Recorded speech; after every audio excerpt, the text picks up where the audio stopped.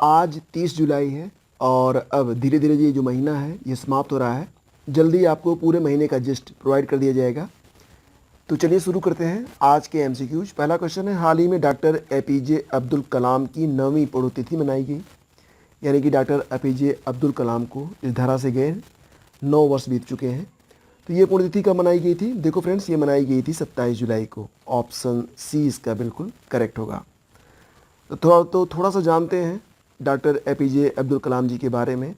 इनका जन्म हुआ था 15 अक्टूबर सन 1931 में तमिलनाडु के रामेश्वरम में, और डेथ हुई थी 27 जुलाई 2015 को।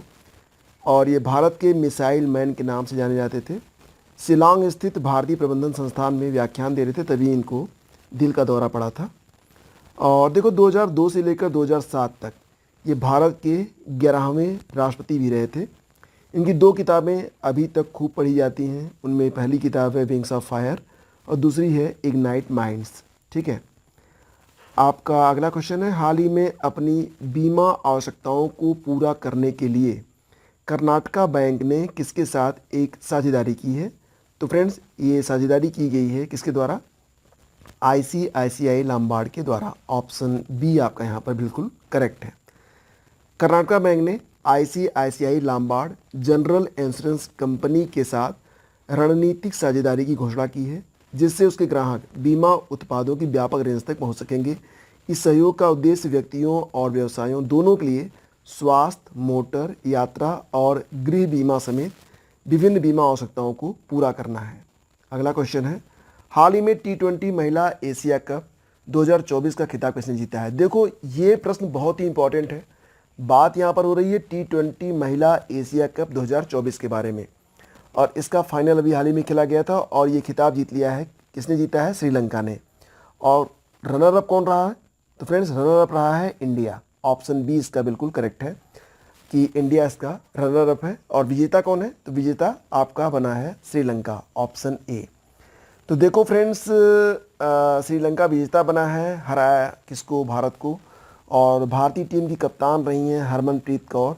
और ध्यान दीजिएगा कि वोमेंस क्रिकेट एशिया कप 2024 का यह 9वां एडिशन था और इसे 19 जुलाई से लेकर 28 जुलाई 2024 के बीच में खेला गया। आयोजन कहां पर किया गया था? श्रीलंका के दाम्बुला में। स्टेडियम रहा रंगिरी दाम्बुला अंतर्राष्ट्रीय स्टेडियम, और इसका आयोजन करता रहा एसीसी, एशियन क्रिकेट काउंसिल, जिसका हेडक्वार्टर कोलंबो श्रीलंका में है। इसके हेड कौन है? जयसा है। ठीक है, जयसा है चमारी अट्टापट्टू को, जो कि श्रीलंका की हैं। सर्वाधिक बार विजेता बना है भारत। यानी कि ये जो सीरीज होती है इसमें 9 बार खेला गया है और 7 बार भारत इसमें विजेता बना है। 2018 में विजेता बना था बांग्लादेश और 2024 में बन गया है श्रीलंका। तो 2 बार केवल, यानी कि 2024 में श्रीलंका और 2018 में बांग्लादेश, ये 2 देश जीते हैं। बाकी जब से सीरीज स्टार्ट हुई है 2004 से लेकर अब तक 9 बार ये सीरीज हुई है। 9 में से 7 बार विजेता बना है भारत। तो फ्रेंड्स, रिवीजन का टाइम आ गया है। आपको याद होगा कि अभी हाल ही में ICC men's T20 world cup भी आयोजित किया गया। तो ये भी याद रखिएगा कि ICC men's T20 world cup 2024 इसका भी 9वां एडिशन 2024 में था, जो कि आयोजित किया गया था कहाँ पर? वेस्ट इंडीज और यूएसए में। विनर रहा था इंडिया, रनर अप रहा था साउथ अफ्रीका। ये बहुत ही इंपॉर्टेंट है। ICC men's T20 world cup 2024 का विजेता बना था भारत, रनर अप रहा था south Africa. Player of the series चुने गए थे जसप्रीत बुमराह। और ये भी याद रखिएगा कि ICC women's T20 world cup 2024 ये आयोजित होगा बांग्लादेश में, अभी आयोजित होना है। और आईसीसी मेंस वर्ल्ड कप 2023 इसका विजेता बना था ऑस्ट्रेलिया, रनर अप रहा था इंडिया। तो ये सारे पॉइंट इंपॉर्टेंट हैं और आपको बिल्कुल इसका रिवीजन करते रहना चाहिए। और हाल ही में 9 राज्यों के राज्यपाल बदल गए हैं, तो इनकी पूरी लिस्ट मैंने यहाँ पर लगा दी है। आप इसको देख लीजिए एक बार और देखिए कि आपके राज्य के नए राज्यपाल कौन बने हैं। तो देखो यहाँ पर क्या है कि राजस्थान के नए राज्यपाल बन गए हैं हरिबाऊ किशन राव बागड़े। झारखंड के बने हैं संतोष कुमार गंगवार। छत्तीसगढ़ के बन गए हैं रमन डेका। तेलंगाना के बन गए हैं जिष्णुदेव शर्मा। मेघालय के बने हैं CH विजय शंकर। सिक्किम के बन गए ओम प्रकाश माथुर। महाराष्ट्र के CP राधाकृष्णन। और पंजाब के बने हैं गुलाब चंद्र कटारिया। और असम के बन गए हैं लक्ष्मण प्रसाद आचार्य। देखो फ्रेंड्स, राष्ट्रपति अनुच्छेद 155 के तहत राज्यपाल की नियुक्ति करते हैं और राज्यपाल को शपथ ग्रहण कौन करवाता है?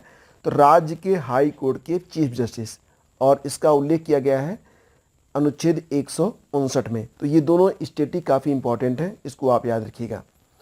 आगे बढ़ते हैं। हाल ही में मनु भाकर ने पेरिस ओलंपिक में भारत के लिए पहला पदक जीता है, उन्होंने कांस्य पदक जीता है। तो प्रश्न ये है कि जो मनु भाकर जी हैं ये किस खेल से संबंधित हैं? तो ये शूटिंग से संबंधित है और उन्होंने भारत के लिए जो पहला पदक जीता है वो कांस्य है। ठीक है, 10 मीटर एयर पिस्टल प्रतिस्पर्धा में मनु भाकर जी ने भारत के लिए कांस्य पदक जीता है और ऐसा करने वाली वो पहली भारतीय खिलाड़ी बन गई हैं।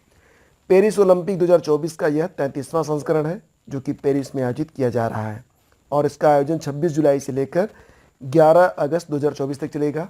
इसमें भारतीय मसाल वाहक रहे थे अभिनव बिंद्रा, स्पॉन्सर अडानी ग्रुप है। 4 नए स्पोर्ट्स गेम इसमें शामिल किए गए हैं, जिसमें है ब्रेकिंग, स्केटबोर्डिंग, स्पोर्ट क्लाइंबिंग और सर्फिंग। जो अगले समर ओलंपिक होंगे 2028 में, ये कहाँ पर होंगे? लॉस एंजलिस में होंगे। विंटर ओलंपिक 2030 ये होगा फ्रांस में, और 34 का जो विंटर ओलंपिक होगा ये अमेरिका में होगा। फिर आगे बढ़ते हैं। हाल ही में wrestle for glory CSR initiative को किसने लॉन्च किया है? Wrestle for glory CSR initiative, CSR मतलब कारपोरेट सोशल रिस्पॉन्सिबिलिटी। तो फ्रेंड्स इसको लॉन्च किया गया है इंडसइंड बैंक के द्वारा। हाल ही में वर्ल्ड हेपेटाइटिस डे मनाया गया। कब मनाया गया? 28 जुलाई को। क्यों? क्योंकि देखो फ्रेंड्स 28 जुलाई को ही डॉक्टर बारूक ब्लूमबर्ग ने हेपेटाइटिस के वायरस की खोज की थी और 28 जुलाई को इनका जन्मदिन आता है और इस खोज के लिए उनको नोबेल पुरस्कार भी दिया गया था। और इस बार वर्ल्ड हेपेटाइटिस डे की जो थीम है, थीम का नाम है इट्स टाइम फॉर एक्शन। ठीक है, फिर अगला क्वेश्चन होगा कि AIFF all India football federation ने वर्ष 2024 के लिए सर्वश्रेष्ठ महिला फुटबॉलर के रूप में किसे चुना है? तो चुनी गई हैं तमिलनाडु की इंदुमती कथीरेसन, और सर्वश्रेष्ठ पुरुष फुटबॉलर ये चुने गए हैं लालिया जुला चांगटे। तो याद रखिएगा, ये भी इंपॉर्टेंट है। फिर हाल ही में जलवायु वित्त कार्य निधि CEAF की घोषणा की गई है अजरबैजान के द्वारा। आपको याद होगा कि इस साल COP29 का आयोजन भी अजरबैजान में ही किया जा रहा है। राष्ट्रीय जल जीवन मिशन के अंतर्गत जुलाई 2024 तक कितने ग्रामीण परिवारों को नल जल कनेक्शन प्रदान करने की घोषणा की गई है? तो 15 करोड़। कितने? 15 करोड़। राष्ट्रीय जल जीवन मिशन की शुरुआत हुई है 15 अगस्त 2019 में। हाल ही में CRPF दिवस भी मनाया गया था 27 जुलाई को।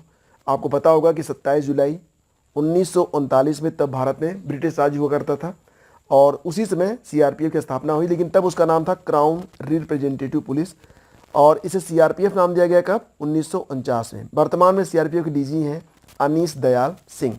ठीक है, तो फ्रेंड्स ये कुछ बहुत ही इंपॉर्टेंट क्वेश्चंस हैं और इनको एक बार आप रिविजाइज ज़रूर कर लीजिएगा। PDF के लिए आप लोग हमारा जो टेलीग्राम चैनल है उस पर आ सकते हैं। बाकी सेशन अगर आपको अच्छा लगा है तो आपसे दरख्वास्त कि एक बार इसे लाइक और शेयर ज़रूर कीजिएगा। चैनल पर पहली बार है तो सब्सक्राइब कर लीजिएगा। Thank you.